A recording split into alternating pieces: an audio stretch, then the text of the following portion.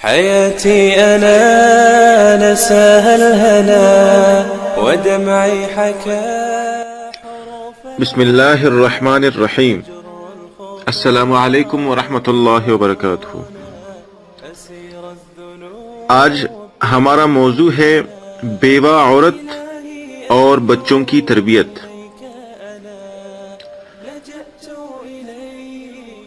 حضرت عوف بن مالک اشجعی رضی اللہ تعالیٰ عنہ کہتے ہیں کہ رسول اللہ صلی اللہ علیہ وسلم نے فرمایا، میں اور وہ عورت جس کے رخسار اپنی اولاد کی پرورش و دیکھ بھال کی وجہ سے سیاہ پڑ گئے ہو، قیامت کے دن اس طرح ہوں گے. اس حدیث کے راوی یزید بن زریع نے یہ الفاظ بیان کرنے کے بعد انگشت شہادت اور بیچ کی انگلی سے اشارہ کیا. جس طرح یہ دونوں انگلیاں ایک دوسرے کے قریب قریب ہے، اسی طرح قیامت کے دن آپ صلی اللہ علیہ وسلم اور وہ بیوہ عورت قریب قریب ہوں گے.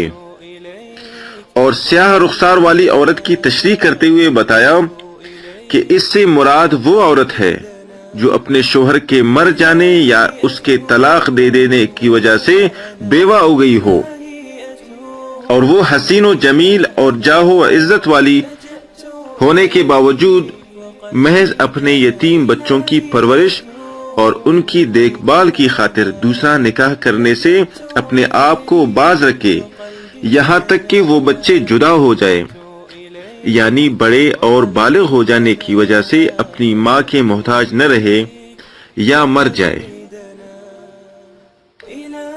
تو بیوہ عورتوں کے لیے ایک بہت اہم پیغام ہے، بہت زبردست نصیحت ہے.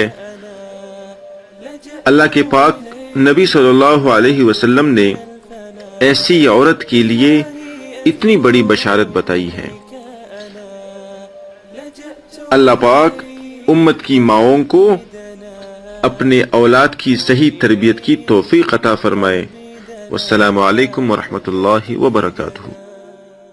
إلهي أتوب إليك أنا لجأت إليك وقلبي دنا، لجأت إليك وقلبي دنا، لجأت إليك وقلبي دنا.